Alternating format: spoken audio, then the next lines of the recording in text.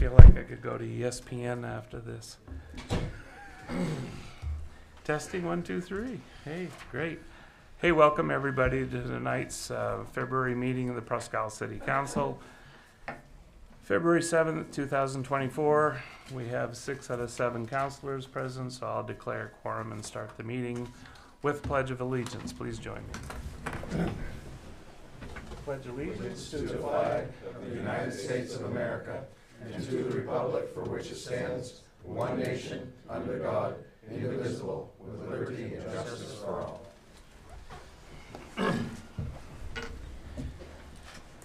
Thank you, everybody, for attending tonight. And a copy of our agenda was over there, but we're run out. So look on with your neighbors.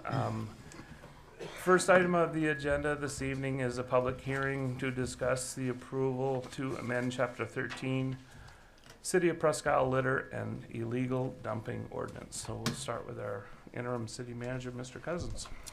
Sure, thank you, Mr. Chair.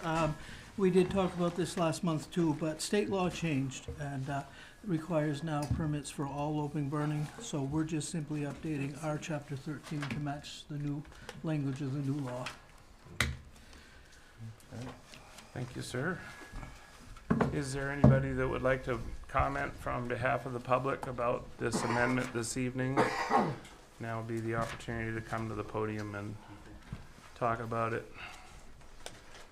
For it or against. Basically, it's, I think you might have said this, but it says all open burning requires approval from the Presque Fire Department and a written burn permit. Is that correct? That's correct. And Page 3, Staff number is 4. recommending approval. So again, we'll open up the public hearing now for anybody that wants to discuss this. Is it inside the city limits, Lewis, or is it like the whole township? I believe it's everywhere. Daryl is here. Citywide, yep. All the way to the eastern town line. Okay. So you can be out in the country. You gotta have a burn permit if you're gonna have a fire of some kind. What's the cost of the burn permit? It's $10 for the year, so you get it once for the entire year. $10 a year. Good. $10 a year. Okay. Any other comments? Oh, okay. We'll close the public hearing and we'll ask City Council for comments and a vote. Any comments? Welcome, sir. No? Okay. I'll adopt a motion then. Ask for a motion. Mr. Chairman, I make a motion to adopt the amended Chapter 13 Litter and Illegal Dumping Ordinance. I'll second it. Moved by Jeff and seconded by Hank. Any other discussion? Seeing none, all those in favor? All those opposed? 7-0, thank you. Now we're moving on to citizen comments. This is an opportunity for people inside the city of Presque to address the city council on anything that they wish to talk about. We would ask that people come into the podium, state their name and address, and keep their comments to about 2 minutes, please. So we'll open citizen comments now. Anybody who would like to come up and talk to us, you're more than welcome. Is there any online written comments? No. Yep, people can submit comments, which will be read to us as well if they want to submit them online. And they can contact the clerk's office to do that. Then, seeing none, we'll close the citizen comments section for tonight. Move quickly to item 2, the consent agenda. This would be to approve the minutes from December 27th, 2023, January 3rd, 2024, January 11th, 2024, and January 18th, 2024. Approved the 2023 warrant number 47, 48, 49, 50, 51, totaling $1,702,136.71, and the 2024 warrant number 1 and 2, totaling $1,414,461.97. These are the consent agenda items. What's the wishes of the council? We can approve them separately or together. Just prefer to do them together. Do them together. So would you like to make a motion, sir? I would move that we approve consent agenda items 2 and 3 as presented in their entirety. Moved by Craig and seconded I'll second it. Any other discussion? I just wanted to make one point here. Normally on the consent agenda, approving of minutes, we approve one meeting. We've had 4 meetings in about 5 weeks. This council has been very, very busy doing meetings in all of those minutes, so I just wanted to point that out to everyone. We've had a lot of things in front of us, and I think we've tried to do the best we can with them, so. Is there any other comments? No, all those in favor of approving the consent agenda as read, all those opposed, 7-0, thank you. Moving to old business, the city hall update, item 4. We'll start with the city manager, or the interim city manager, excuse me. Yeah, thank you again, Mr. Chair. We still have some outstanding projects here at City Hall from the renovation project. One of the pieces is that one of the councilor reps was Mike Chastity, who's no longer with the council. So we're hoping we can get a new councilor put in his place, and then we'll pull our group together with Tyler and Patty as well, and try to iron out those last few details so we can bring you back a final plan. Okay, Do you want a nomination now, or ask if anyone's interested, or? If we could get it taken care of, it would be good. We'll start moving. So Dana, Tom, and I, and you, Craig, Yeah. are the other members.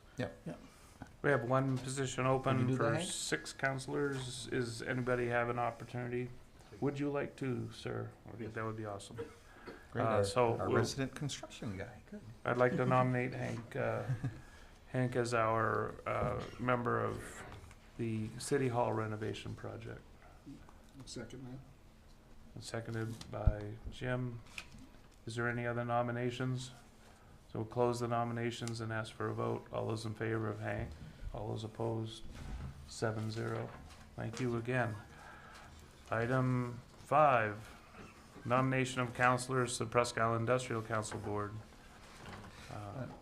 Mr. Chairman, in regards to, we had a meeting last night. Of course, we haven't had a lot of time since. We had a lot of questions and healthy debate and discussion of what to do and how to do. I'd move that we table this nomination and discussion until the March meeting. At such time, we'd have more time to discuss what our plans are and what we'd like to present. Is there a second? Second. Been moved by Craig and seconded by Jeff to table to the March 3rd meeting, the nomination of the 2 councilors to the Industrial Council. Is there any other comments?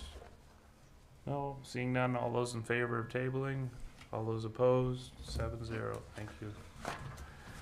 Going on to new business quickly, the announcement of our new city manager, and I'd like to take a moment to thank our former city manager who served us very well for 12 years, Martin Puckett, as well as Louis Cousins, who has done a fantastic job as our interim city manager and in his absence to this point. We began this journey with the end of Martin's career here with the city of Presque, and that was roughly October 15th, 16th. And we forecast at that time that we would have another manager here by the 1st of April. I'm extremely pleased to introduce to you Mr. Tyler Brown, a native of Vermont and a current resident of Noonan, Georgia, who will be up in front of you in a few minutes. Before I do have him come up, I'd like to read a few things about Tyler. Tyler Brown, a seasoned professional with 20 years of progressive leadership experience at Delta Airlines, has proven to be a key contributor to the company's success. Residing in New York,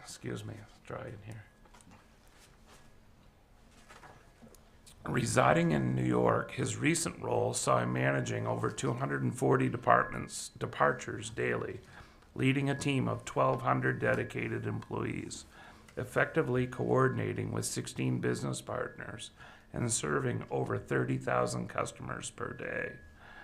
Tyler's extensive experience includes the successful oversight of large operations, skillfully negotiating with a myriad of local, federal, and union resources.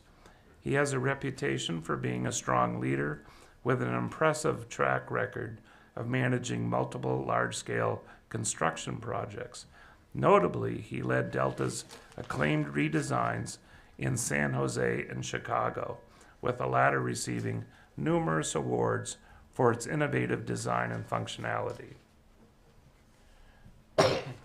His dedication and leadership has been recognized within the company, earning him the 2009 Team Excellence Award and a spot in the 2017 Chairman's Club, a prestigious group representing the top 1% of Delta employees. Outside of his professional life, Tyler is passionate about sports, especially hockey, which he not only enjoys playing but also coaching. He's committed to nurturing the next generation of leaders through active mentoring. A fitness enthusiast, Tyler often spends his free time running, keeping his body as agile as his mind. Tyler shares a blissful married life with his wonderful wife, Christine, for the past 16 years. Both hail from New England, Tyler from Ludlow, Vermont, and Christine originally from Bolton, Massachusetts. Christine is a travel consultant for the United Nations, working remotely. An avid reader, she finds joy in gardening and pottery. Tyler and Christine are proud parents of 2 children, Eli, 14, and Margaret, 12. Eli, a budding entrepreneur and computer gaming enthusiast, will be entering the high school in the fall and is also a lacrosse player. Margaret is a budding chef and pottery maker and will be joining the 8th grade and has a keen interest in true crime mysteries. The Brown family truly embodies a blend of diverse interests united by a strong bond of love and support. Would you please join me in welcoming our new city manager, Mr. Tyler Brown?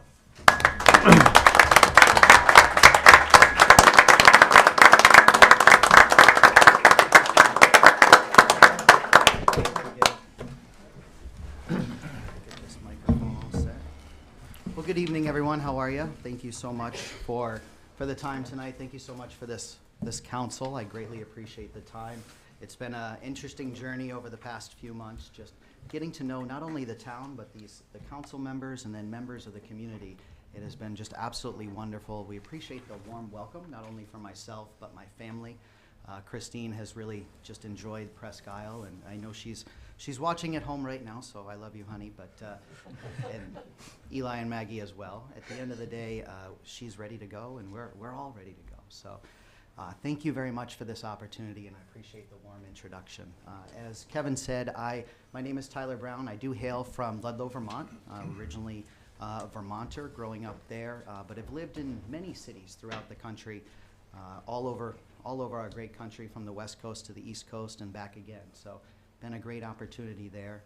Really, Delta Airlines was a tremendous opportunity, spending 20 years there, having the opportunity to lead multiple teams of various sizes, multiple projects as well, and really understanding and growing through that process over the last 20 years, learning the true value of servant leadership. And those are the practices that I look to bring here to Presque Isle, and I'm so incredibly blessed to do so. Again, as Kevin said, my most recent post with Delta was in JFK, New York. I know we're all familiar with New York airspace, flying to Newark now each and every day. Very challenging environment. However, it was great to work with a very diverse team that really climbs a mountain each and every day. And I was exposed to some new challenges that really helped prepare me, especially for this role. And as I look around the room and probably online, I think a lot of folks are probably saying to yourself, why is this guy in Presque Isle, right? Is anyone asking that question? I will say the wonderful part, I had a great opportunity in early November to start looking for the next chapter or the next part of my life. Very blessed to do so. And I was able to work with an executive recruitment firm out of New Hampshire, MRI, and I'll tell you, it was a great experience to do so. I know the council had hired them to reach out and look, and I'll tell you, great experience overall. Really drew me to the area. When I found the position, had a great discussion with my wife, and we started to really research Presque Isle. Made a few visits, had the opportunity to attend the Holiday Light Parade and see the town really at its most vibrant time, right? And then in addition to that, we had the opportunity, of course, I had to attend a hockey game, right? I had to be there for that. So we did spend a nice weekend up here and really just enjoyed the town, and again, just the community. It's wonderful. No matter where you walk into, when you have a smiling face that says hello, you just feel home. And I love that about Presque Isle, and I just feel so blessed and have great opportunity to be here and really just experience that each and every day. And I know my family does as well. So thank you very much for that. As I look forward to the next, as I look forward to my tenure here in Presque Isle, I will say, to me, the next few months, I really just look forward to getting to know the community, getting to know the team here in City Hall, as well as our Public Works team. You know, really just getting to know everyone, understanding the passions that you have, learning from you the history of Presque Isle even further than what I have. And really just an amazing opportunity to learn and grow and get close and acclimated to this team. So that's what I'm going to spend my next few weeks doing, and really just getting to know this team, visiting the various departments. Had a great trip yesterday to the airport. Thank you, Scott, for that. And look forward to meeting each and every person. And I'm here, ready to get started.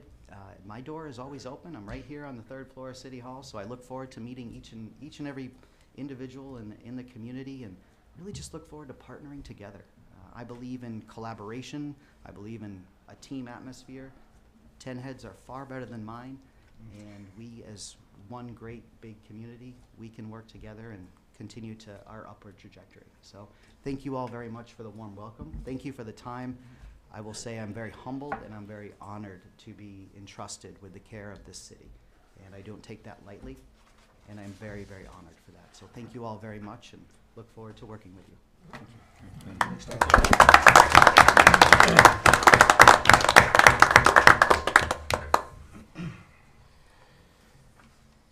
Thank you, and tomorrow we'll be officially calling you Mr. City Manager at 8 o'clock in the morning, so congratulations again. We're looking forward to, on behalf of the City Council, I know we're looking forward to diving in deeper with you and working with you in the future. It was a competitive field. I'll just reveal a couple of stats and stuff that 11 people applied for this job, 6 were interviewed by a review committee via Zoom, all vetted through our consultant MRI, which was outstanding. I don't think we could have certainly cast the net as wide as we did. We had people from Texas, obviously Georgia, Vermont, Presque Isle, Ellsworth, Portland, Maine, and a couple others. Cincinnati. We had one from Cincinnati. A lot of different skill sets, very, very interesting backgrounds on many of these individuals, and it came down to finding the best of the best, and we believe that we've made that decision, and a gentleman that actually believes in our community and put the time in and researched us, kind of flew in. I'm not sure how much you actually had to pay for a seat, but you flew in a couple of times. And other perks of working for an airline, I guess. He put the time in where some others didn't, and he showed the interest in it long before we got to the opportunity to make a decision. And I'm looking forward to the future. I think it's really bright with this gentleman, and we're looking forward to working with him. And I do know that the night that the City Council voted to hire this gentleman and extend a contract to him, it was a unanimous vote. So I'm very proud of that also, that we're all on the same page. So welcome. And with that, we'll go to the next item of the agenda, an equally as exciting role to introduce and announce our new police chief, a gentleman who is really no stranger to our community, who emerged from the hiring process after a review committee looked at his application as well as a few others. And I'm very pleased to introduce our former assistant police chief And now our new Chief of Police for the City of Presque Isle, Mr. Chris Hayes.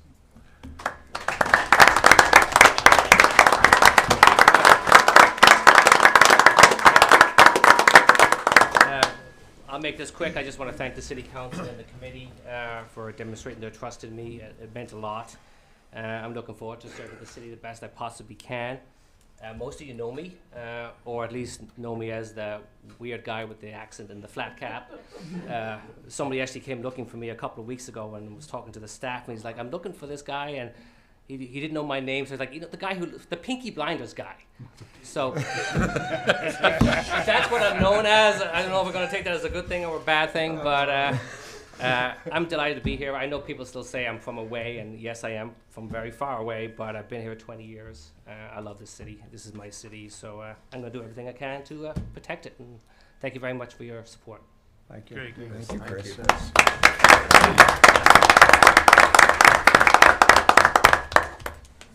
All right, item 8 under new business is city lighting upgrades. So I'll ask interim manager Lewis Cousins to talk about this, and then we'll have the others come on up.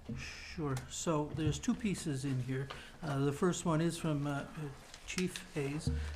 They've done a lighting review citywide, and there's quite a few pages noting the areas of the city that are underlit or not lit and comparing them to crime statistics. So if you want to get into any details, we can invite Chris back up here. The second part is strictly Central Drive, and that's based on a conversation you had earlier with Mr. Fowler to get some pricing to get lights in place on Central Drive. So. I have a point of information here. We need to make a motion to accept the appointment of Chief Hayes as our new police chief. Mr. Chairman, I move that we officially appoint Chris Hayes as the Presque Isle Police Chief. It'd be kind of anticlimactic if we didn't do that part, because then it wouldn't be legal. Is there a second? I'll second it. Thank you. All those in favor? All those opposed? It's official. All right, back to item 8, our lights. Do I need to say more? No, unless Chris has something to say or Dana does. Do you have questions for them at all, or anybody? Yeah, maybe Chris or Dana could give us a little overview of just why you've done this. I know we've all discussed it, but I think maybe the public, a lot of times We're gonna put you right to work now that we I voted know. you in, It's right? come- I'm already exhausted after the last thing. I'll just read the first page of the introduction to kind of explain what happened. So in the middle of October 2023, I was asked to assess the city-wide lighting situation for the city of Presque Isle. Over the years, there have been complaints from Presque Isle citizens in regards to how poorly the city is illuminated at night, especially in certain areas and zones. The majority of the citizens' concerns were in regards to the residential streets, the parking lots, and the bike path. As a patrol officer for many years and patrolling on nights, I was able to note how badly the illumination in certain areas of the city were at night. It became even more of an issue when it rains due to wet pavements absorbing the light. The poor lighting made it difficult to identify house numbers and as well as citizens walking on the streets, especially if they were in dark clothing. I spoke to my patrol vision and I asked them to assist me with this project by patrolling every street in Presque Isle and rating the illumination given by the city light source. I asked patrol to break it into squads and divide the city into zones. We made sure that no streets were missed, and the evaluation was done between 3 and 4 in the morning every single night.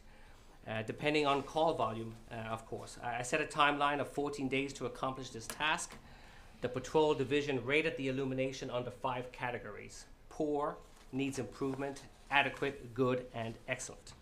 Once the lighting review was complete, I investigated if there was any correlation between crime rates and insufficient lighting in the city.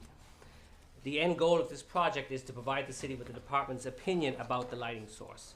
This is not an expert's opinion. However, as officers, we do spend half of our lives working nights and have a good understanding on ineffective lighting when it comes to preventing crime and investigating crime.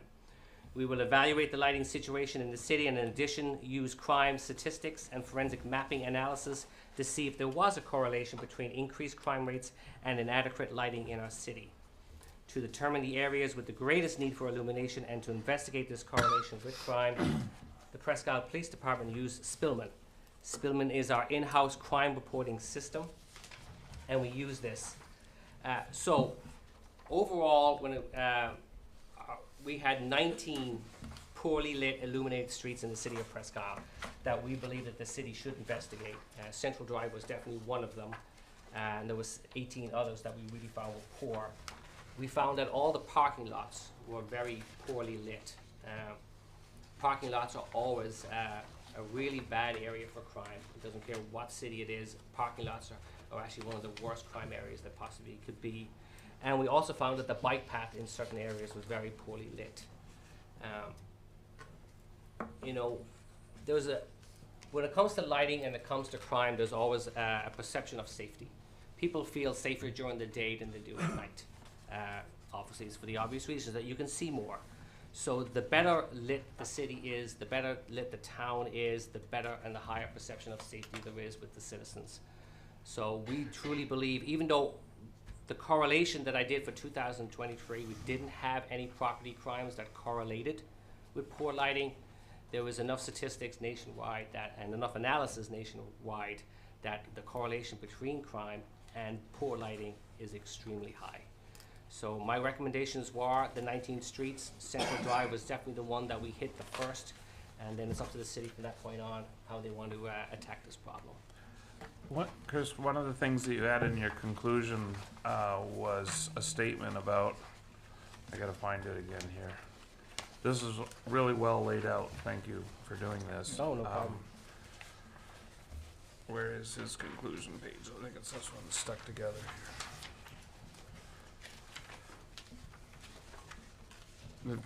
It's two sentences. I'll just read it quickly. State Road was the worst road in our analysis due to being poorly illuminating, having a fatal crash occur at the intersection of Connector Road. Illumination was not listed as a possible factor, but the state road also has high property crimes in our category except robbery. A spree of car burglaries we had over the summer did not correlate with any poorly illuminated streets. Overall, all numbers are still very low on the illumination to crime correlation scale for the city. So how would you want to, if we didn't know what that English meant, what are you trying to say there? So for the state road specifically, it's a very dark street. The fatal that was involved there had nothing to do with the poor lighting, but there was no doubt that we have to increase the lighting, especially on those bigger roads. Route 1, the Caribou Road, the State Road, especially in our city. In my hometown, to break away from this just real quickly, in my hometown in Ireland, we had the same problem with poor lighting, especially outside of the city. And they went with amber lighting. The first time I'd ever seen it, when I went home in February, at nighttime I was at my house, and all of a sudden my whole neighborhood just lit up in amber. And they chose amber because when they went with the opposite, the really high-powered LED lights, they were getting complaints from the residents because it's literally blinding me inside my window. Mm-hmm. So they went with amber lighting, and they had tremendous success with that, and it actually lights up the streets phenomenally well without having that light source beaming into people's windows and stuff like that. I don't know if that's something that you would even consider, but I truly believe that even though we only did it for 1 year, I couldn't do the analysis for any more than 2023 because we don't have, Spillman only came to us in late 2022. Everything that we had before that was in a different record system called IMC, which we don't have access to anymore when it comes to getting these analyses and these numbers. But all I can say to the city council and the city is that the 19 the streets that were poorly lit and the other ones that do need improvement, I truly believe that there is a correlation in crime, and we do need to invest the money and the time into, over a period of time, increasing the lighting. Okay. For 2024, I have actually started this analysis already just in January 1st. So depending on what we do with the lighting, by the end of this year, I'll be able to give you guys a better example of what actually happened for 2024 as well. Before you take off, I'll open it up to comments from council that want to address questions. Anybody? Did an excellent job. Yeah, Apparently, we don't that's, have any comments. Yeah, that's No, that's wonderful. Good We'll- presentation. If life was that easy, it would be great, wouldn't it? Dana, do you have anything you'd like to add at this point? I think obviously some of the work that he's done is going to get transferred to your desk at some point, and if you haven't already started on it, so.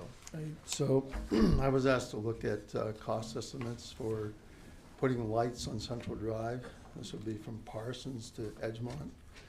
And contacted Versant Power because they own most 750 poles and lights in the city. They gave me a verbal quote. To do a written quote, they require a down deposit of 10%. So the verbal information was that they would install 9 to 10 poles. It costs $41,000, not to exceed that amount. So you'd have wooden poles with aerial wire. There'd be LED lights. They would own the poles, perform all the maintenance, repairs, insure them. And if anyone ever needed power there, they would have to, they could attach wires, power wires to those poles and supply that business. And the city would get a rebate on the portion of that line that that new business might use. Contacted, secondly, Peter LaJoy Electric, because he takes care of all of our street lights that we own. So we do own some lights. His price was $98,950. This is for aluminum poles and underground wire. So it's more aesthetically pleasing because it's metal instead of wood, and it's buried wire instead of aerial power. The LED lights the same. So other than the cost to install, of course, we have to pay for the power. It'd be the same either way with Versant or LaJoy. It's about $11 a month for the power. And if we went with LaJoy, we own the poles. We have to insure them. We have to pay for any maintenance, repairs, insurance for the pole. Sometimes the job is interesting. One of the things is that we have to get FAA approval if we do install poles there because of height restrictions. If you have any questions on that, Scott's here. He's going to do a presentation later, so first time for me. Got to have coordinates and fill out some forms and ask FAA if that's allowed in that area. I guess that's it. If you have any questions, I'd be glad to answer. Oh, while these guys are collecting their thoughts, I'm going to comment. We did, we added a sidewalk to Central Drive last year where there wasn't one previously. Correct. And so these poles would be lighting up not only the street but the sidewalk as well, right? Correct. Yeah. And I think that one of the concerns we had a few months ago when we started the subject was more and more pedestrian traffic walking to and from the park, particularly from the homeless shelter, and walking down to Parsons Street at night, as well as students perhaps from NMCC. So I think it was brought up by several counselors that we need to address how dark it is up there, and as well as perhaps improving our gateway into the city from the industrial park. So now it becomes a matter of when we pay for it and when we do it, and what goes on from there, and the two proposals, which one we want to select, I think. Right. So I'll shut up for a second. I think the concept is wonderful. I would prefer where this is the gateway to the industrial park, the gateway to the airport, the amount of effort we've put in to try to make that area more important in the cycle of development in Presque, that I'd prefer to see the underground wire and the aluminum poles and just the aesthetics that would give to the gateway to that area, rather than just some wood poles up through there. And I can absolutely say that the need is there. I had a friend leave their car at the airport, and I decided I'd ride my bike that I found in the basement from high school and put air in the tires and drove it up. And that's before we fixed the potholes. And to say that I did have one little incident on the street on my way there to get the car at the airport wouldn't be untrue. So I think if we had some light, that would be wonderful, and then Craig wouldn't have a lump on his noggin. So I can certainly see that this is all true. Was that you? Can anybody else ride their bike to work lately? Oh, okay. So, what do we have to do to get approval from the FAA to proceed with? Put a plan together? We have to actually locate the poles and do coordinates, so they know exactly where they are, and have elevations at the ground level. Scott said he would help us, the city, with the application. So that would not be included in the quote or estimate from LaJoy? Correct. Okay. I think it would be fairly straightforward, though, to do. And we'd have to do that with either. Wouldn't matter if we put a That's pole. correct. Right. That's I correct. just- Okay. Yeah. That's something we should get going, because, Yeah. Let them do it one way or yeah, another. we're gonna light that area up and Mr. Carroll?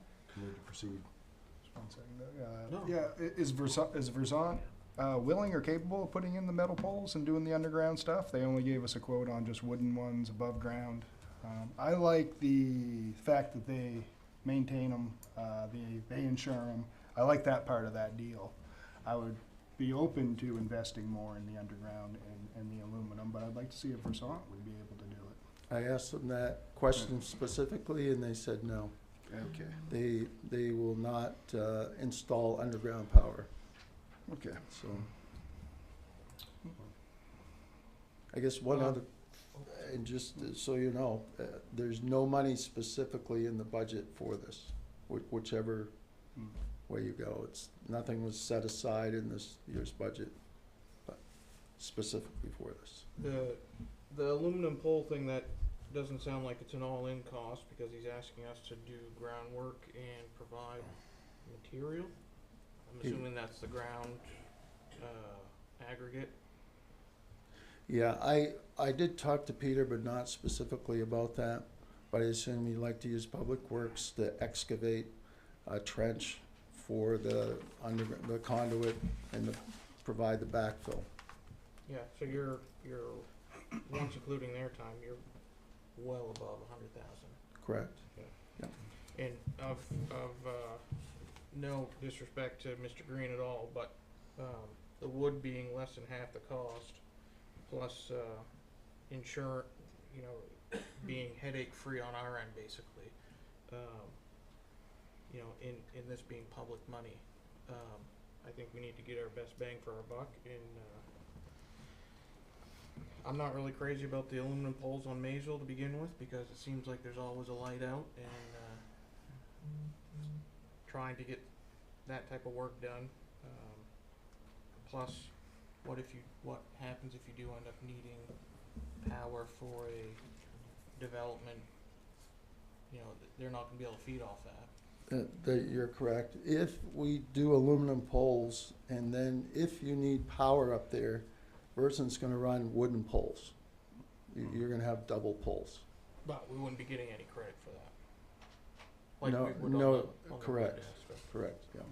So, I would, without doing some figuring in my head here, that extra $60,000+ would pay for a lot of streetlights in all these other poorly lit streets. Yeah, we spend about $100,000 a year. In fact, we used to spend $150,000, and the city re-lamped with LEDs about 3 years ago, and saves $50,000 a year. I won't complain about them again then. Yeah, I won't. Yep. Other comments? Hank? So, you said Versant and LaJoy's both use the LED lighting, correct? Correct.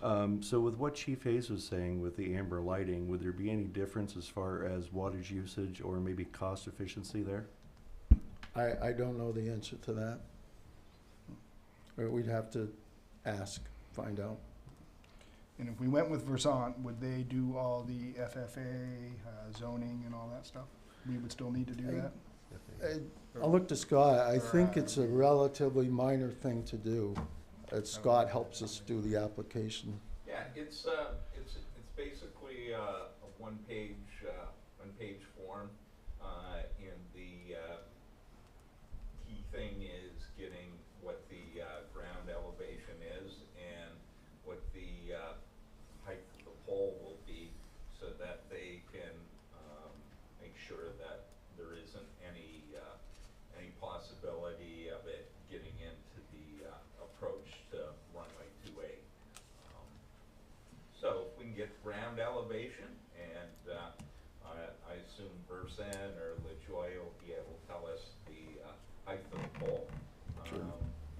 We submit it, and probably in 5 to 6 weeks, we'll get a response back as to whether it's a hazard or not. It's really the right way to do it, because if you just stick poles up there and you say, oh well, that shouldn't be a problem, and something happens, it might come into question. So I would also assume that because of construction cranes and everything else recently in that area, that it's somewhere south of 65 feet is the number that you're looking at. That's a pretty tall pole. now, again, on these approaches, the people who analyze these approaches have master's degrees in PhD and that sort of thing. I often get questioned by members of the public, is this going to be okay? Is that going to be okay? Really, I can't answer that for sure. Yep. It's a guess. It's a you pretty know, tall there- pole. There's a tool right online that we can actually kind of put some approximate numbers in there and see if a 7460-1 application is required. It may basically say due to height, if they can quickly just give us an immediate response that it's not required. What would you estimate the standard pole's length to be?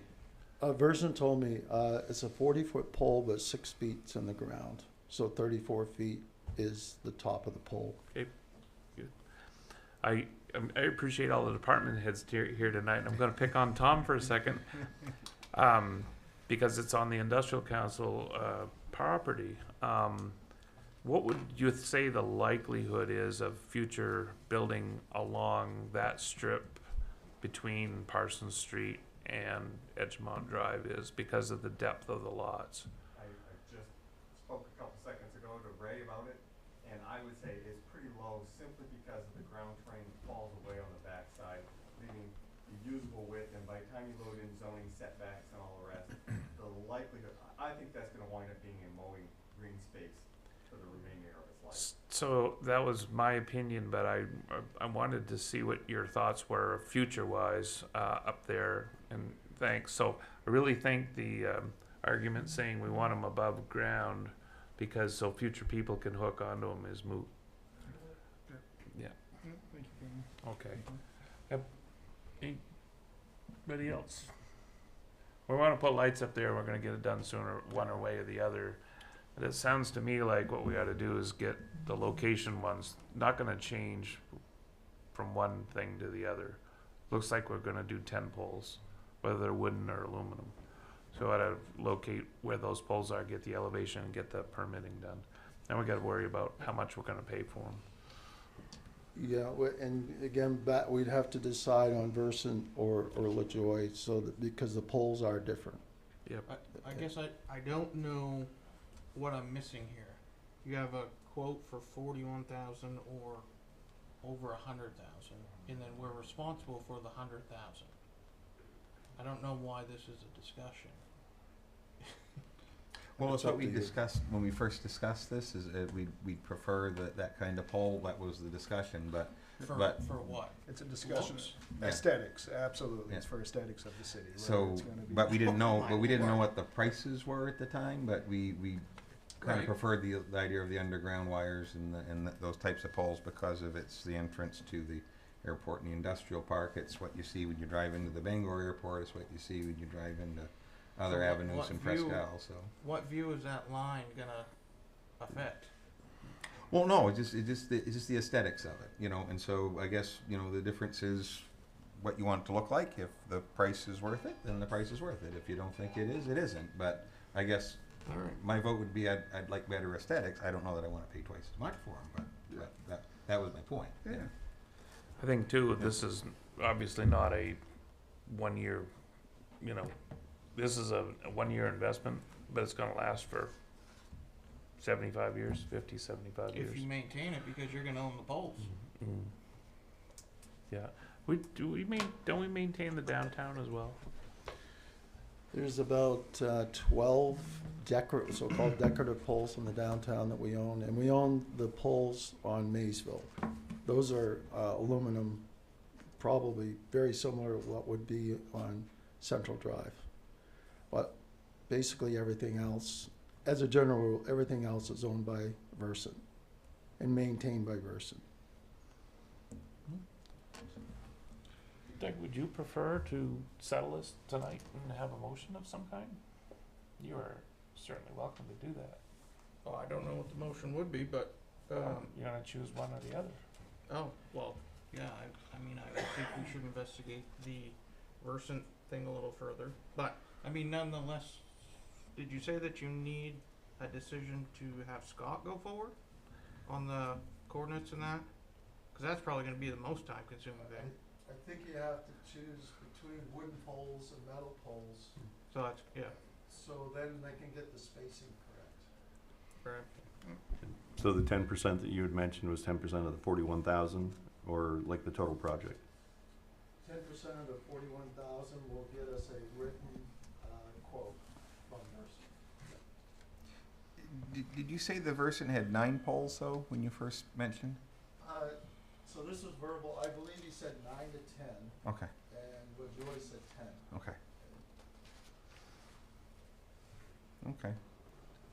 Either way is a good decision, guys, because we're gonna Oh, yeah. light up a really dark street. So we're Yes. moving forward in the right direction. Just depends on how much money we're gonna spend and what we want it to look like in the end. Well, why don't we do this? Why don't we make a motion to, because at the bottom here it says the quotes are 2 to 3 months old and may not be accurate. So why don't we update the quotes at 10 poles, just for both, just to kind of let us know, and why don't we make a motion tonight to start the process of finding out what we need to do with the FAA, and then maybe by next month we would have that information back and we could finalize the decision. Does that make sense?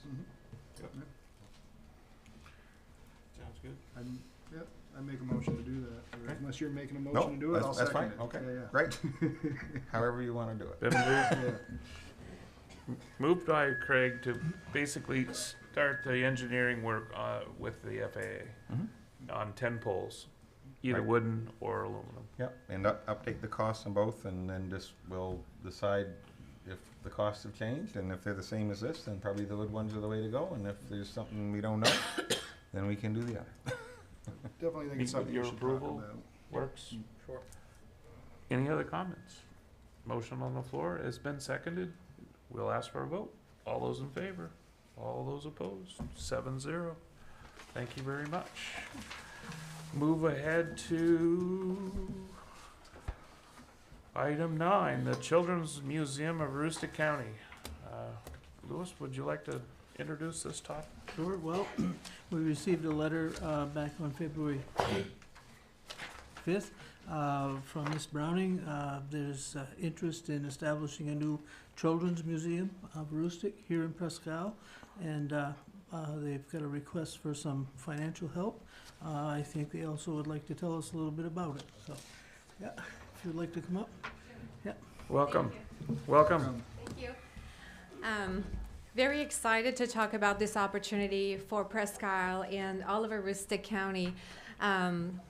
Have you ever been to the Wonder Feet Museum in Vermont near Ludlow? Yeah.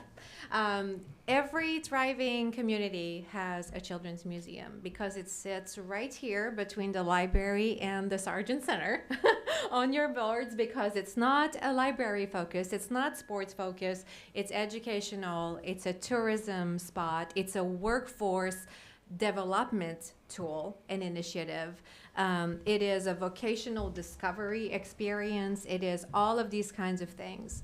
We know what we're struggling with in the city: attracting, retaining professionals. You're out of town. I'm from out of town. Some other people are from out of town. And this is something that a lot of our businesses are facing here. I'm also a financial advisor, retiring people every day who then say, who's going to take over my surveying business? Who's going to take over my orthodontic business? Who's going to take over my financial advisory business? Because we need to have all of these professionals come in. If we can grow it through our own children, through our own population, all the better. We want our population to stay in Aroostook County. I presented in this packet also some pretty staggering numbers on poverty, median income, degrees held, despite the fact that, here we go, we have our 2 colleges here, and we want people to make use of that. We have great vocational interest for NMCC. We have great programs at UMPI. And so we want our children to say, hey, you know what? I guess I loved playing with that optometry little display there that I always went down. Maybe I should be an optometrist or look into that for college. So that's how we begin to plant the seeds of discovering vocational interest. And then lo and behold, they go to school here. They stay here, and then as a population, we have the services that we need and that we all want: a dermatologist, a surveyor, an AC person, a gutters person. We want construction. We want them all. So how do we get them to be here, stay here, and also affect the income that we can get for our next generation and get them the skills that they want, get them interested in developing that. So the Children's Museum is sort of a way, it's not an entire solution, but it's a seed. It's one of the components that helps to solve that issue. It helps to revitalize a city. It makes us a center for tourism. And now some of the decisions that we have made in the past few weeks since the packet hit your inbox on January 16 have been pretty significant. So some of those decisions are to move immediately in the mall so that we can open by April 1st. I remember Kim speaking at Rotary a couple of months back, and I've heard that from many of you from, City Council. The eclipse is coming, right? And we're going to have 40,000 people visiting in town. What can we do? What can we drum up for activities to keep the tourists here? Maybe one more day, one more night, spending a night at the restaurant, a night at the hotel. Well, hello, we're here, right? We're going to raise our hand and say, we want to contribute to that because we're also wanting to test this traffic and get, this influx of tourism. So I don't know how we're going to do this, but we're going to have to create this 8,500 square feet of space that we just secured at the mall with some exhibits, somehow build them in the next 6 weeks and be ready to open April 1st, just before the eclipse traffic. As you all know, as a tourist attraction, a lot of whether you go to it or not has to do with the outdoor signage, right? We just know if you travel into a little town and the sign looks rickety, small, and old, you're like, probably not worth my visit going in, probably not worth stopping the car. So what we want to do is already start on the right foot and say we need to invest in a big sign on the mall. So I don't have my picture here, but you can envision, you're all familiar, Ruby Tuesdays, big windows, a couple of trees, and then a long pink beige empty wall where the Kmart was. So the first thing I'm proposing to do is to put a great big fun colorful sign on our mall to show that it's not empty, but there is something really exciting in there. So when you come in the parking lot and stargaze the eclipse, come in, right? And then we have that space that's right near the food court. So come in, experience, travel across, shop around, spend your money here, go eat for dinner, and then guess what? Oh, it's late, maybe stay the night, right? So that would be the plan. So we're hoping to get this traffic, we're hoping to get this signage. We're just starting, however, we incorporated in January. We're a nonprofit. We're currently working with the fiscal sponsorship of the United Way so we can have a 501c3 effective immediately, or effective a couple of weeks back. So what happens is we don't have grants money yet, and interestingly, I was reading the annual report of the city of Presque, and when you go back to it, look in the section that says, what's a grant? I have it in my email, but there's a really nice little write-up about grants. Ooh, they're really hard to get, and then they take a long time. So in short, in a nutshell, is how it ends. We can't rely on grant funding for everything that we do, yeah? So I'm here to echo the same thing. This is definitely a part of the longevity in the Children's Museum, and there are significant grants for which we would be considered, or we would, fit the profile, if you want to say. We're also going to need some help to get started.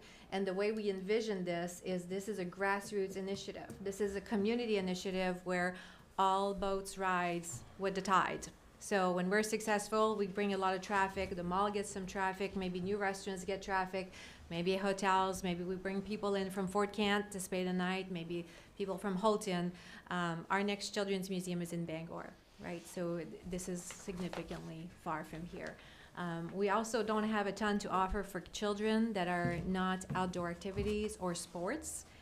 Yet not all the kids are into this, and we need to offer more in the way of educational opportunities, not just for kids in their leisure time, get them off their screens, but also with our schools and the support that we're offering SAD1 and others with respect to field trips and homeschool groups and how they can learn some other things. So I'm just going to go into like a tiny little sliver here, which I think is exciting. Most children's museum cater to, they have a room 0 to 2-year-old, and then cater to 3 to 9-year-olds, because after that, I'll tell you myself, I have 5 boys at home between 3 and 13, and I can tell you after 9, I couldn't drag them in there. So I tell these kids, what are we gonna do? Like, what do you guys wanna do? Because we can't restrict, this is Aroostook County, if we restrict the age to 0 to 9, there's not that many people left, right? So how do we expand? Said, what do you want? What are the teenagers wanting? What would get off your screens and your Fortnite to come and play, right? And then I had this bombardment of ideas from all of these kids, and I thought they would just say, no, that's lame, Mom. But they were there with their friends, and they were like, we want a music studio where we can record, like play karaoke, but record our songs, play with beats, email it to ourselves. We want to make custom stickers. We want to learn wood carving. We want to know how solar works, because we have solar and wind all around us. We want a fashion design with mannequins where we can play with dress and learn how to do all of that. And I'm just thinking, whoa, kids, like this is so cool. Let me write this down, because there are so many ideas when we listen to them and what they want to do that we are not offering. So then that really set us to believe we need to open at the mall like right now, and then we need to be ready for summer camps, because we're going to do 1 week of a themed summer camps. Here we go. So we have 7 weeks between July 1st and August 16th. Well, 1 week is fashion design. 1 week is photography with your own phone. We'll teach you how to use your phone and make some really cool pictures with some. 1 week is with, how to fix your small engine so you can fix your dirt bike or your snowmobile at home. And then 1 week is like the crafter week or whatever it is. And we have all of these really cool themes that kids want to do, and we don't have any place to offer. So, when I say there's no place that offers this, I'm trying to be very intentional about the fact that this is not stepping on anyone's toes. We have an amazing arts program with Wintergreen. My kids go there. They've been there. I have one in the program right now. They do something fantastic that we're not going to do. And then there's something really cool at the Francis Malcolm Science Museum. And this is something we're not doing. We're not touching astronomy. We're not touching the nature part and the nature path. No, we're doing these other things that, stands in the gap of what we're offering in town. So that's basically the gist of the project. That's why it's so exciting. That's why everyone I talk to about it gets excited to think, wow, like, yeah, I want to bring my kids there. My kids want to go there. My actual kids want to go there, which is surprising. And it tells me maybe we're onto something, you know, if those 13, 14-year-olds get excited about going somewhere. Another key to making this happen is to keeping the prices low. I mean, being in the mall, we all know about the trampoline park, right, that's coming in. And that's another really wonderful thing for our kids. They don't have to go to Bangor anymore. And we have the Evergreen bowling lane. A lot of times, these are cost prohibitive. So we can go there 1 time, 2 times, but at, you know, $17 an hour or something like that. With multiple kids, it's a $100 outing. Can't necessarily do this every weekend based on our household median income that we have in the statistics. So offering something that is accessible to families, where we can have a membership, they can be returning. There's always going to be really fun stuff. We're working with UMPI and an MCC to have rotating exhibits and maybe contests between the students, creating stuff. The possibilities are truly endless. We've already approached a number of corporate sponsors, because I think that will be important too, to get the support of our local businesses to have branded exhibits. A couple of them are very interested and excited, and will be moving in before April 1st. We're going to all roll up our sleeves and try to get there. So I guess from this, I'm going to go down to what I believe we could ask, or what would be a great help from you. First of all, I think the goal of this is to have a little recontour and just explain that this is happening and wanting to bring this idea on the table.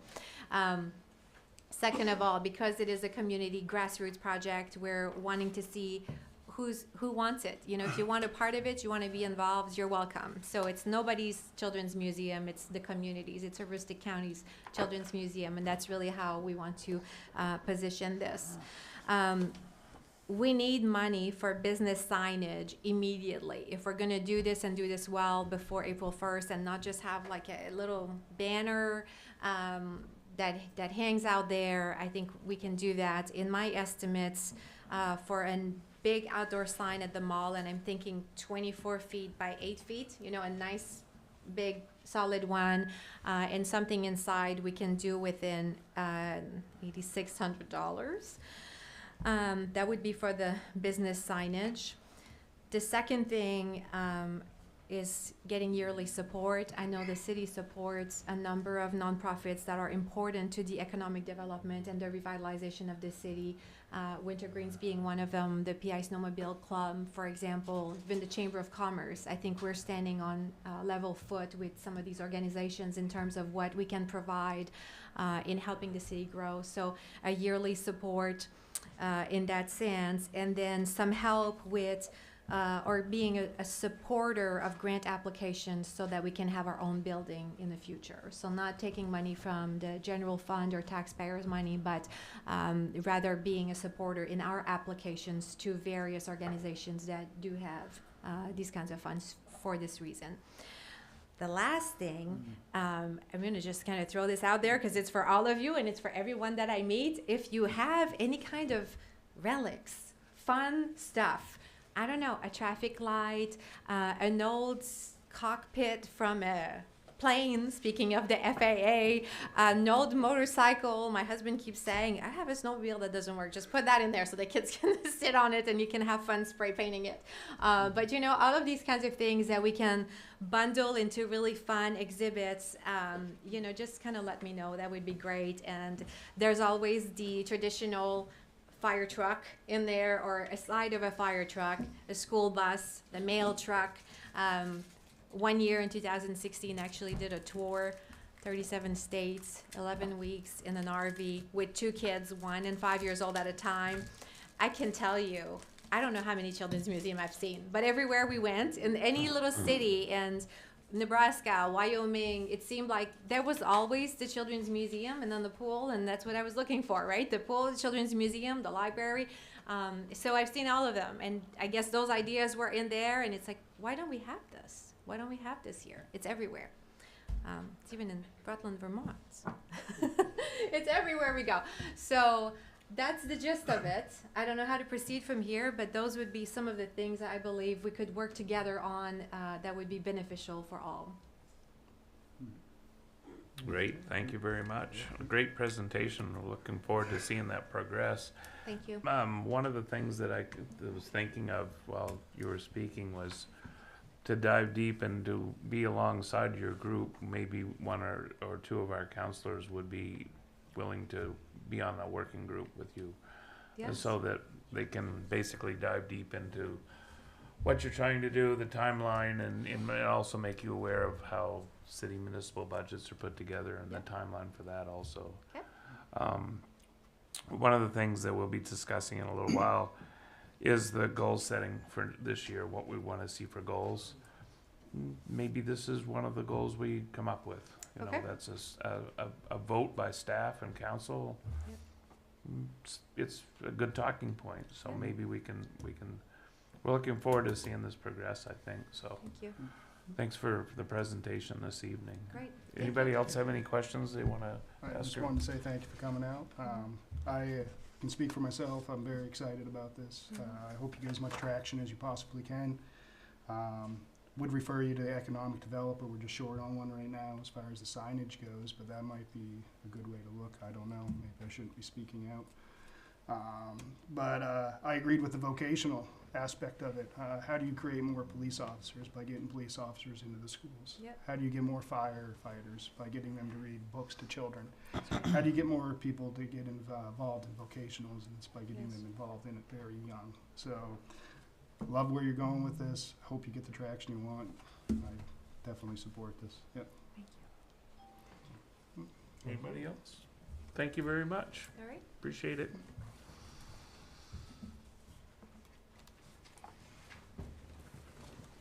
Well, Scott, that's gonna be a tough act to follow right there. So your item number 10, the 2023 Airport Department Review. Mr. Scott Wardwell, our Airport Director. Thank you very much, City Council. My name's Scott Wardwell. I'm the Airport Director. 2023 was a spectacular year for the airport. Our annual boardings were up 25% as compared to 2022. But I think more importantly, we had our best year for boardings since the year 2000. That's very significant because we're now looking to reach goals that we haven't seen since before 9/11. 9/11 was really a big turning point for a lot of airports of Presque size. Most of them saw significant decreases in boardings, and even today have not reached back to that pre-9/11 level. We're closing in on that, certainly. And just last month, the momentum continues to build. January 2024 was the best January since 2000, up 12% over last January. Along with those boardings, we saw paid parking revenues increase by 69% over the last year. And last year wasn't a bad year.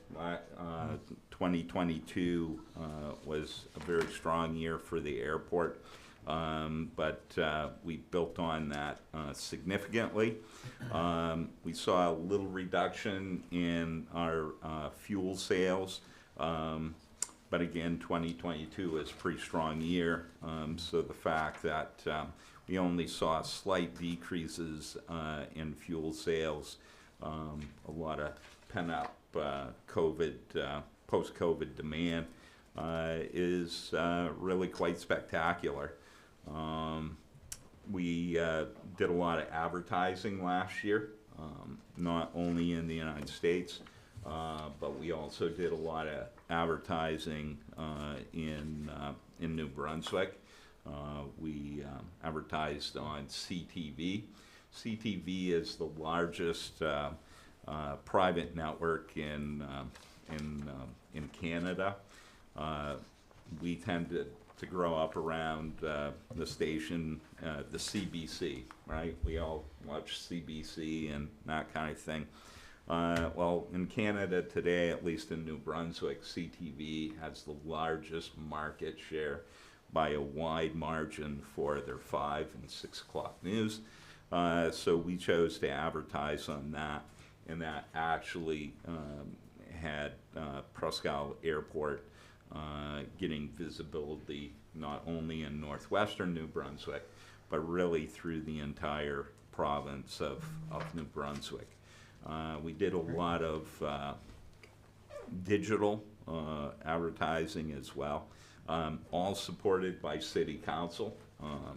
A lot of the initiatives that you have really supported going all the way back to 2018, we're really starting to bear the fruit of that. And I look for 2024 to be as vibrant, and hopefully we're going to continue to build on that.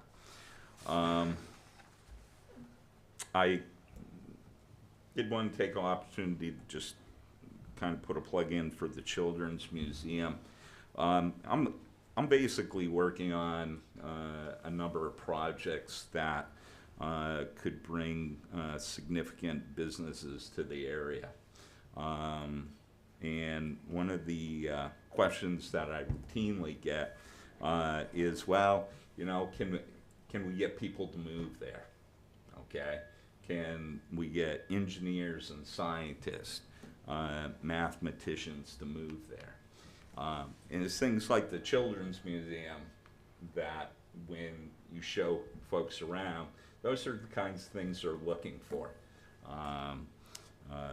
You know, I attended the Children's Museum with my kids in Bangor and in Portland.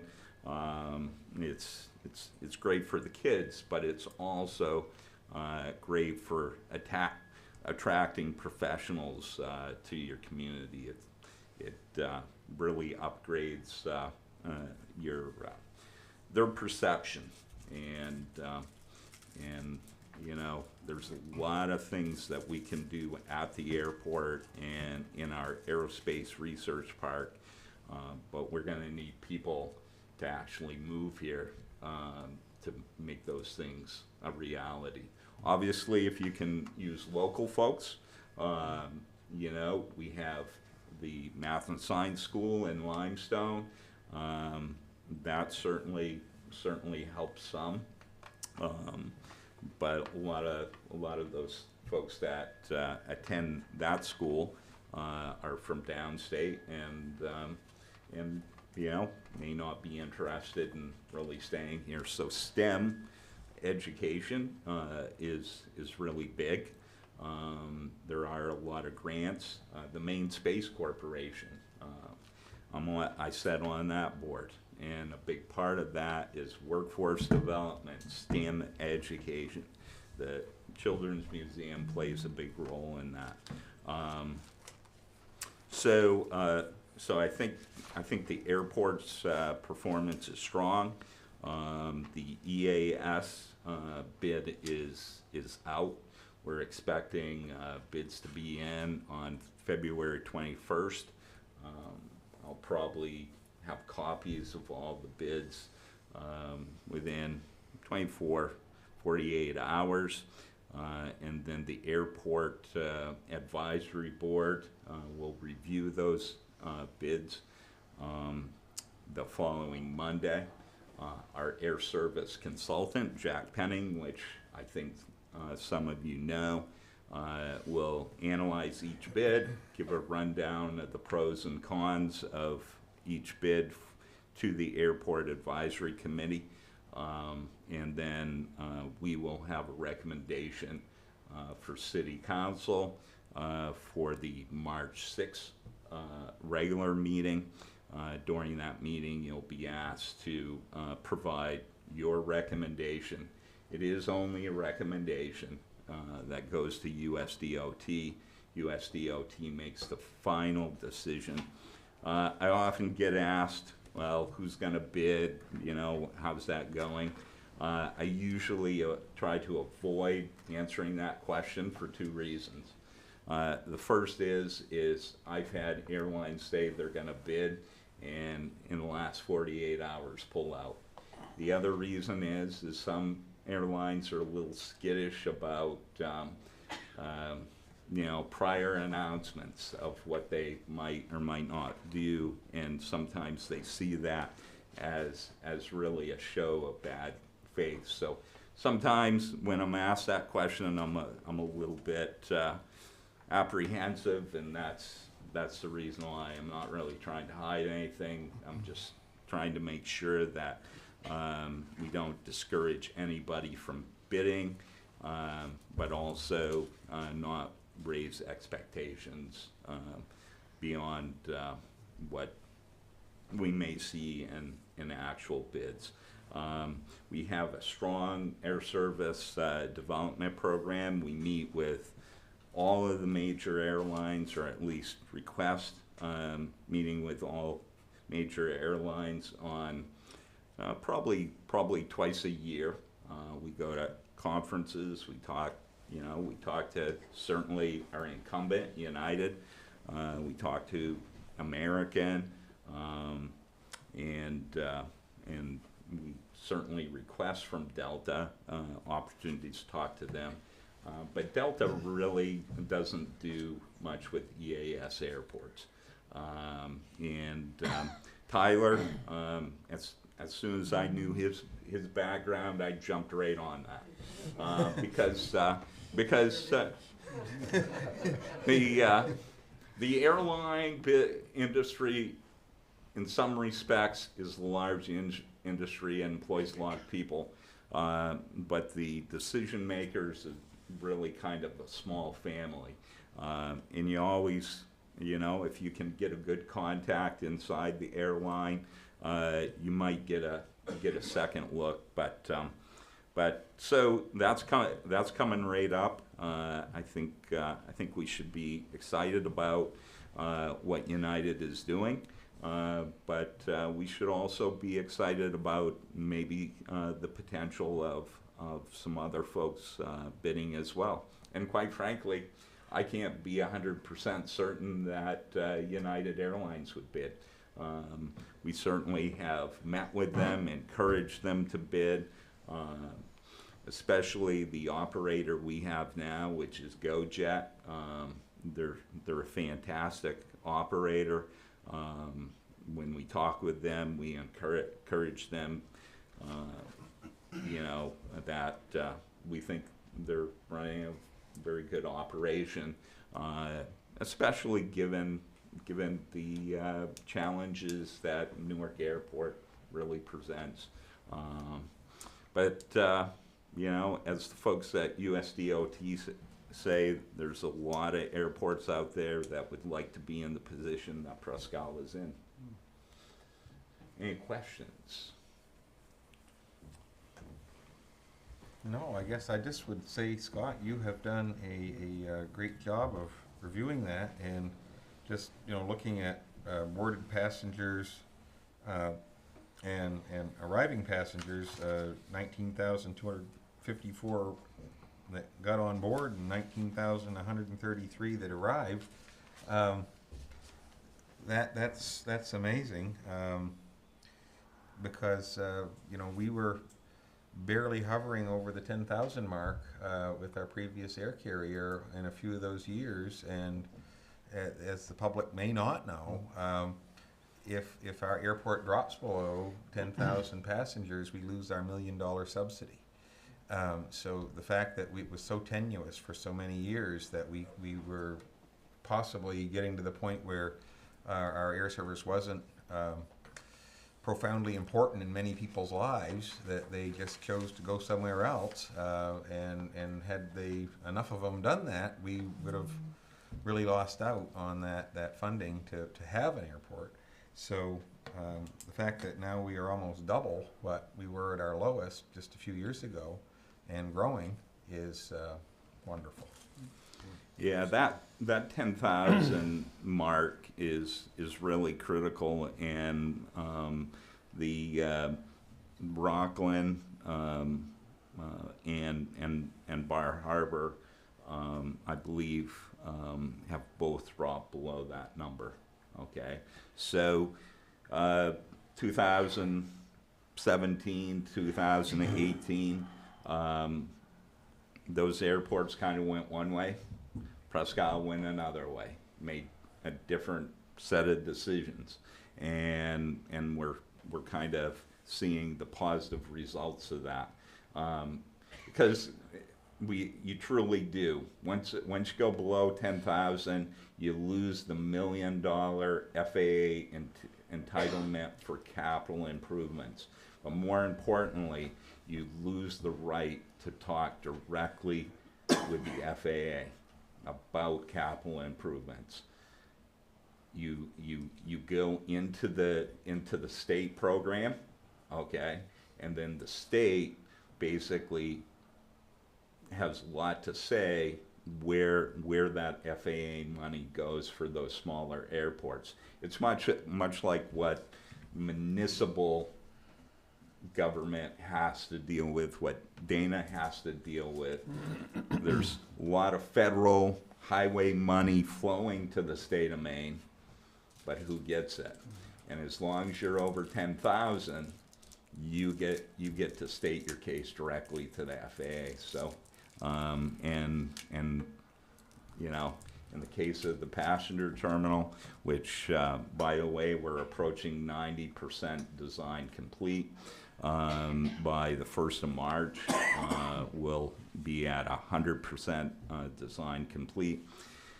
We're able to talk directly to the FAA about that project, okay, and to really express our needs for the size of the building and that kind of thing. So yeah, that 10,000 is really important number. Thank you very much, Scott. Great review. We look forward to seeing and hearing about continued progress and growth on the terminal and all other operations that you so well manage at the airport. Thank you very much for that.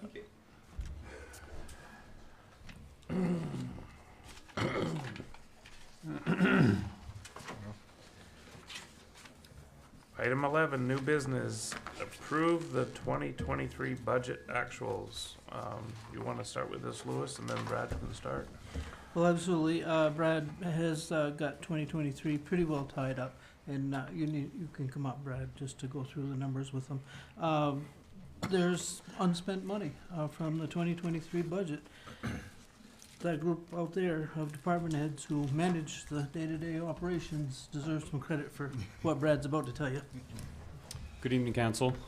So yes, like Louis said, we've got 2023 pretty much wrapped up, and it was another very strong year financially for the city. We had a lot of increases in revenue. We were over budget on a lot of revenue items. Department of Economic Development had revenue of nearly around $232,000. 5 years ago, that was probably around 50,000. So huge increase in that department. The rec department was $52,000 over their anticipated revenue, and that was equated to the form revenue. State revenue sharing has continued to increase. I think we're probably leveled off once we hit 2024 numbers, but that was $266,000 above the state projection. And our expenses at the end of 2023 were $936,000 under the amount budgeted. A couple of the reasons would be we weren't fully staffed. We had about $500,000 under budget for compensation and salaries, and that's just vacant positions. And one other item that was under quite a bit was the overlay. So when we do the tax commitment, we set an overlay amount. That amount was set at about 270,000, and we only ended up using about 17,000 of that for overlay. So the point of this memo is at the end of each year, we have to note any departments that have overspent their budgets. So there's always a handful, and we want to keep those numbers as little as possible. You can see in the memo there's some bulleted points there for each department. And there were 8 departments that had overspent their budgets out of about 25 departments, all relatively small. And I've got some reasons there of why they were overspent. The big outlier there was the fire department. That was nearly $50,000, and that was all overtime. And that is a department that, you know, was generating revenue with that overtime with the EMS services. That revenue was very high. It was the highest year I think you've had. So at the end of everything, it's looking about 1.3, 1.4 million. That's going to go back into surplus. We've already, throughout the year, you guys have voted to use some of that for certain items. And once those are completed, we will make the transaction from the general fund to those items. Form roof being one, form heating, city hall renovations, and so forth. So basically, we just need your blessing to approve those departments that have been overspent. Anybody have any questions for our finance director for this evening? I have one. Why was there so much more revenue made in the economic development? Lewis might be able to speak to that. Big more, but projects. There was, yeah, it Big was projects. FW Web. No, that wasn't in there. Yeah, It the was- permit fees Yeah. is the main generator of that revenue. Yeah. And, yes, FW Web, well, there were several, but the solar projects too. Okay. Big permit fees. Awesome. Thank you. Any other comments? Nope. Would anybody like to make a motion? I'll make a motion that we, make a motion, That the city authorize? that the city authorize the budget. Been moved by Jim to the city authorize the following departmental overspending for 2023. DECD $6,533, fire $49,655, finance $5,425, public safety building $5,994, insurance $1,897, Echo Lake $721, library $3,356, and the city clerk for $1,948. Is there a second? Second. Seconded by Jeff. Is there any other discussion? Seeing none, all those in favor? All those opposed? 7-0. Thank you very much. All right, we'll move to the next item of business, which is a property tax stabilization law update. That is a mouthful. Would you like Yeah. to start with that, Lewis? I hate to bring this one to your attention, but that property tax stabilization law that was effective for the 2023 tax commitment year, it was fraught with problems. It's no longer in place. Basically, people who were 65 and older were, their tax bill was frozen from 2022 to 2023, and we were guaranteed full reimbursement from the state for the lost revenue we received. And as part of the law, the state budgeted $15 million to cover that statewide to the different municipalities. They found out that the actual cost was $26 million, I should say. It was $15 million they allocated, and the actual cost ended up at $26,500,000. So as it stands right now, we're getting 56% of the loss that we took. It's not a huge number. Our number is 10, it's on the next page, 10,279 in actual tax dollars lost. We are getting 56% of that. We were also given a little bit of money for the administration.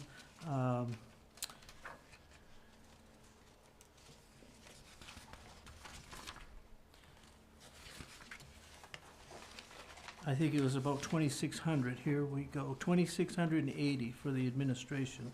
And that cost us in employee time of sorting through those, tracking them, applying them, making sure everybody qualified. We had $20,000 worth of time into that program, and we got 2,600 back, and now we're losing, 44%. So the last page in there is a letter that I put together for you folks to sign, hopefully, that we send to our legislative representatives, asking them to support MMA's main revenues efforts to get an additional $15 million to fund us the whole amount. I have a clean copy here if you're willing to sign it. Great. We can do that during the meeting.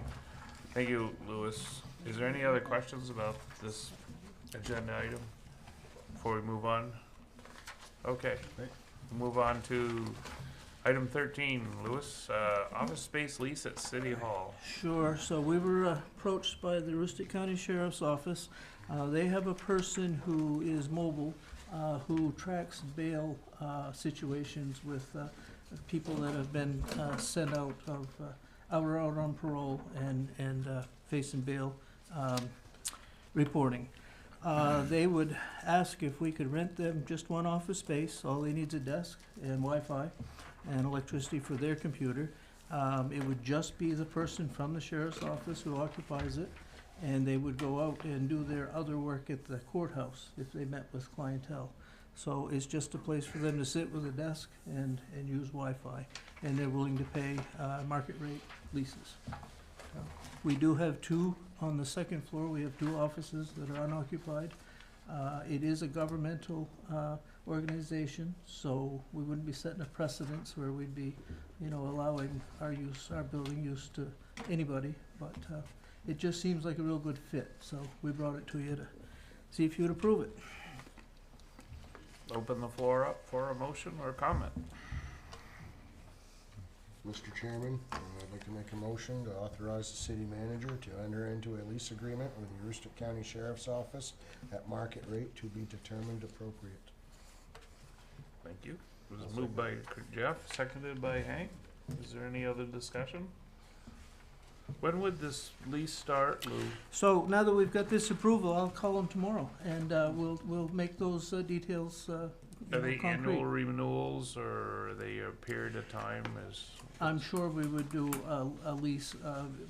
We'll have to talk to them to see how long they're looking Okay. for, but I would assume it's a year. At least a year. Yeah. Okay. Yeah. Great. That's the only comment I have. Is any other comments? Great. Seeing none, all those in favor of the motion? All those opposed? 7-0. Thank you again. Item 14, 2023 Aroostook visitation statistics. I think that Kim's going to talk about that a bit. Kim and I serve on Aroostook County Tourism, where we meet usually monthly. It's a very active board. A lot of cool statistics coming out, and Kim's going to talk about the highlights. We could spend 2 hours on this very easily. We could, absolutely. Yeah. Good evening, Council. Kim Smith, Resource Development and Public Information Officer. I know we have a couple of new councilors and a new city manager, so I'll just start by saying I'm the Vice Chair of Aroostook Tourism Council, and Chairman Freeman does serve on the council as well. And we get some really interesting statistics that come across our desk, and I think it's good for you to be informed of those tourism statistics so you know what's attracting people or who's coming to our area. There are quarterly reports out on the website for the tourism community, and anybody can access these actually. So I took the summer and fall statistics. I focused it primarily on museums, and there's a reason for that. The tourism industry is the largest industry in the state of Maine, and cultural heritage tourism is the fastest growing sector of that industry. That means museums. And we're very fortunate here in Presque Isle. We have 6 museums right now, maybe 7, in the city itself. 5 of those are free museums. So it's kind of interesting to know who's coming to see those. And I believe you got this in your packet, but the number of visitors who used Visit Maine to plan a trip, you'll see there was a big difference between summer and fall. And I'm going to attribute that to the fact that school's back in session in the fall. Some museums are seasonal. They're not necessarily open in the fall. So that could account for some of that. The visitors who came to sightsee or tour, 2 of every 5 visitors came for that specific reason to Aroostook County. You'll note by the summer and fall statistics about near the bottom there, that most of our visitors come from the New England states and the Canadian provinces. That's primarily our market. And it's interesting to note that the majority are female. The majority are around 50 years of age and primarily white.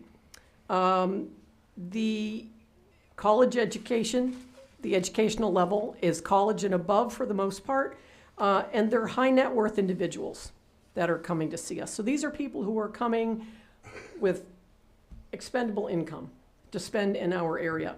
And if you look at the average daily spending of visitors to Aroostook County, in the summer, the average visitor spent $536 per day here in Aroostook County, $541 in the fall. And as far as total expenditures, that increased over $3,000 on a daily basis. So this is kind of good for us to know. The visitor numbers themselves went down slightly for the state of Maine, but the number of days they spent here increased, and the direct spending slightly increased as well. So there you go. That's it. Those are some cool statistics. It really is. It's interesting to know what's going on in our area. That's cool. And we get some others that are very interesting from time to time, and I'd love to be able to bring them to you or at least put them in your packet. Great. Yeah, that's great. Thank you. Any questions? And did you want to say anything about the... The what? The eclipse. I'm going to present on that next month. Oh, okay. I look forward to it. Thank you. Thank you. You know, the thing. Kim, The thing. Kim, talking about the eclipse, Yeah. is there a working group or committee of people want to get involved with helping out, planning with the eclipse in the next 30 to 60, we're 60 days away. Don't scare me. We do have a local committee, but honestly, at this point, it's more of a regional effort, and we meet by Zoom monthly. So if there's anybody who's interested, just let me know, and I'll be glad to give you the Zoom link. So come visit Kim on the 3rd floor or 2nd floor of City Or Hall. just pop me an email. Yep, great. Drop an email. Okay, great, thank you. Item 15 this evening, under new business, is the Homeless Services of Aroostook tax abatement request. So I'll start with Lewis. Yeah, so Mrs. Bradstreet is here as well to talk on this. But what basically happened is NMCC gifted the homeless shelter with a piece of property over across from the school. And it was a property that was taxable. We were assessing it every year, and taxes were being paid by the school every year. In the process, the homeless shelter folks weren't aware that it was taxed. They are an exempt organization, and when we had our first conversation about the notice they got because of the bill sitting out there, immediately submitted a application for exemption, which I'm able to approve for 2024, and that's done. But the 2023 tax is still hanging out there. So the abatement law, Title 36, Section 841, allows the municipal officers to allow abatement when there is errors or omissions. And this could fall under that if you were inclined to erase that 2023 tax. And the amount is $5,412.70. When did they acquire it, Louis? August 22. So wouldn't the school still be responsible for a good part of that tax? It's the 2023 commitment, the tax that was applied. 2022 tax, or April 1st of 2022, the school owned it and the school paid it. But April 1, 2023, the homeless shelter owned it, Okay. and we didn't have the exemption application at that time, so. Anybody have any comments or would like to make a motion? Well, I think it's, this certainly would fall into a perfectly appropriate use of that. You know, we know that the homeless shelter is, you know, strapped for funding. We support them every year, and that they do a wonderful job in our community, and without them, we would be in big trouble. So I think we need to absolutely, you know, thank them for all of their services that they provide to the community and to the population that use their services. They also have an incredible track record of helping people to not only get the service, but to get the help and then to move on to successful lives and to not be dependent. And I think they have a very, one of the shorter actually turnaround cycles in all of the state of Maine for shelters, and they do just a fantastic job. So my hat's off to them, and I would move that we vote to remove this tax for 2023 and send it with our good wishes for their continued success. Happily second that. Moved by Craig and seconded by Jim. Is there any other discussion? Seeing none, all those in favor of the request? All those opposed? 7-0. Okay. Thank you, Carrie. Yep. Next item, we're getting down to the bottom now. It's item 16, the new business goal setting. This would be the opportunity for us to kind of set the agenda for the next few months for the city of Presque and outline some goals. So, Louis, would you like to speak a little more about that? I can. That's a thing we've done annually here for, 6-7 years, I think. We've pulled all the department heads together in the council and made a list of goals that everybody has, and then we've identified out of that list what's most important to most people. You've got a date set for February 21st and 22nd. That's plenty of notice, and that process has worked very well. I think we've achieved a lot of the goals we set at those different meetings, the different years, so it's worked well. I would think you would want to continue. Okay. Anybody like to make a motion? I'd absolutely move we do it. Personally, I prefer the 21st, but I don't know what's anyone else scheduled. So we'll schedule one day for sure. We have scheduled 2 days in the past. That's why I asked that to be on the agenda. I don't know if we actually use the second day or not. So it all depends on how the first day goes. So if we use the same process, we're getting pretty experienced at it. We undoubtedly could hammer it out in one night. Yeah. So I think this is Wednesday the 21st. So would that be your motion? It would be, but I just was, if anyone else has a calendar, I mean, if that works, if you have any idea, or I'm fine with it. I'm flexible, so I guess I just, but if that day works. Looks like there's no objection. Okay, so I'll move that we hold our goal setting workshop on February 21st at 6 p.m. right here, same time, same place. Thank you. Anybody second? I'll second that. Seconded by Gary. Gary, yeah. Is there any other discussion? All those in favor?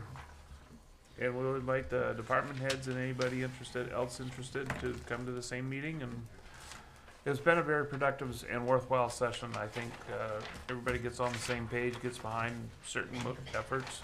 We try to outline between 5 and 10 goals to complete between March and roughly August for the city. So we'll see how it goes again this year. It's been worked very well in the past. That brings us on our agenda to the manager's report. So, Yep. Interim Manager Lewis. There's one more piece of paper coming your way. Received a call from Linwood over at the Northern Maine Fair Association yesterday. Oh, sorry.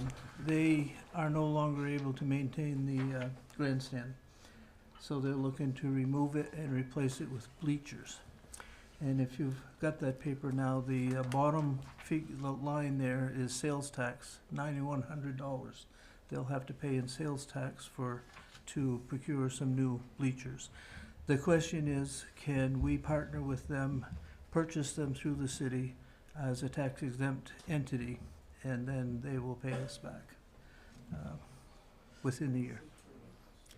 So this request, he called my office and just said, hey, can I ask you a favor to think about this? And I said, well, I think that's something that we kind of set a precedent a few years ago because we partnered with them to buy fencing for the area, and the fair uses that, and we've used it for different events, and so we did the same kind of thing, and we purchased it together so that we would save them the tax, and so the city actually owned it, but they paid for it and we partnered. So I don't think this is really any different, and they're planning to procure the funding, and so it's not actually an expense to us, it's just a pass-through. Is that accurate to what he told you as well? Very much. Perfect, that's what I thought it was. Okay. Yep. What was the initial comment about the grandstand? Or I did I miss that? So it's very old wooden structure and not anything that would be code compliant now. So, and to make it code compliant is going to be a very difficult road to hoe. They've served their life is what it boils down to. You gonna tear it down? Afraid so. So the That's fair. a surprise. Well, okay, so let me kind of, Go ahead. I can fill you in on that just quickly. So the Fair Board has had great discussions about it. Their intention would be to save it if they could, but the Fire Marshal's office has been very diligent in their duties, as they often are, and they've been telling them what they need to do with certain parts of the structure. So because of that, this really will go down two ways. Number one, if they can procure grant funding to save the structure and to fix it, they can do that if the community stands behind them, and if there's funds that come from the community to help with that, then again, they may be able to save the structure. So, but at this point, the front part of the grandstand, which is the most, the wood bleachers that are in the front of it are rotted and they need to come off. So this structure that they're purchasing would set in the front of it against the building for now and allow them to have seating. If they can do some upgrades to the main structure that's undercover up above it,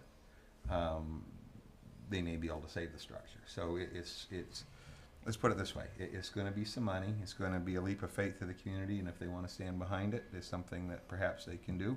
I think a lot of us, my grandfather, he helped build it back after the fire when it destroyed the other one back in the 1940s. So this is something I think is near and dear to a lot of us, and we'd hate to see to lose it. But we're going to have to step up as a community if we're going to help them to do that. And there's potentially some grants out there. And I think there's a brand new grant out there that they may be eligible. I shouldn't say new grant. It's an old grant, but they've changed the qualifications and eligibility requirements. You don't have to be listed on the National Register of Historic Places anymore to qualify. They would qualify for this. Yeah. So I hate to see it being torn down. yeah, no, I think none of us want to see that, but it is something that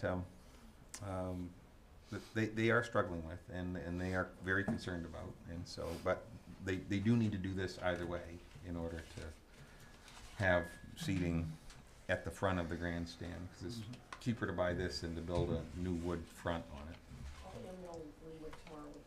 Yeah.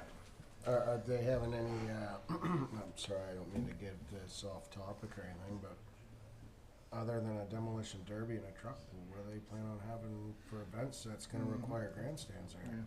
Well, and that's the thing, I think that we took a shot at the programming of the fairgrounds and with Tyler Clark's department and the Forum building, and we're kind of hoping to have more events. So the head dirt bike shows. So we're kind of looking. We're looking to have more things. They're enthused about doing more things as well. So anyway, it's one of those things. Hate to see it Let's go. not put in the paper that they're tearing the grandstand down. Let's put in the paper that it's in jeopardy and that the fair will announce their own information once they once they come to the community with their plan. Where right now their plan is to get some bleachers so they can have their summer events. So if we do that, we build that, and then we can upgrade or refurbish what's standing there. Can we still use what we're building there? Is this still going to be Oh yeah, this very is utilizable? This is I don't think that's a absolutely. word. Yep. But, okay. Yep. Would someone like to make a motion then? I have nothing. I have nothing that's not even on my agenda here, so this is a brand new deal. Yeah, no, this was not on the agenda. So I guess really the only thing they're really asking for at this point is a motion for them to partner with the city at the point that they secure their funding to order these, and that they will pay for them, but they'll order them in the name of the city of Presque. Moved by Craig. Second. Seconded by Gary. Any other comments? We have done this in the past. We're not really setting anything different. Yeah, so. absolutely. All those in favor? All those opposed? 7-0. Thank you. Anything else? Just thank you. It's been a ride here. Would you like to give a manager's report, I just Mr. did. Interim Manager? I'm gonna say again, thank you, and I'm glad I was able to sit here for a while, and I'm happy to switch seats with Tyler at any second now. Thank you. Tomorrow morning at 8. Appreciate it. I think Lewis deserves a round of applause. Thank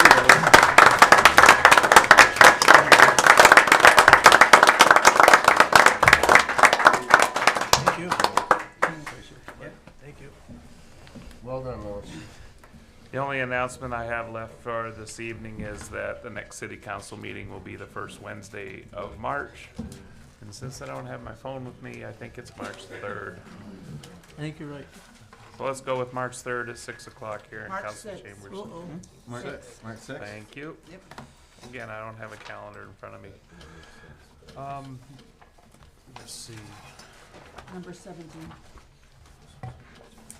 This time I would entertain a motion to enter executive session for MRSA 406E for negotiations. So moved. All those in favor? All those opposed? Thank you very much. Thank you, everybody, for attending this evening, too. Have a great week.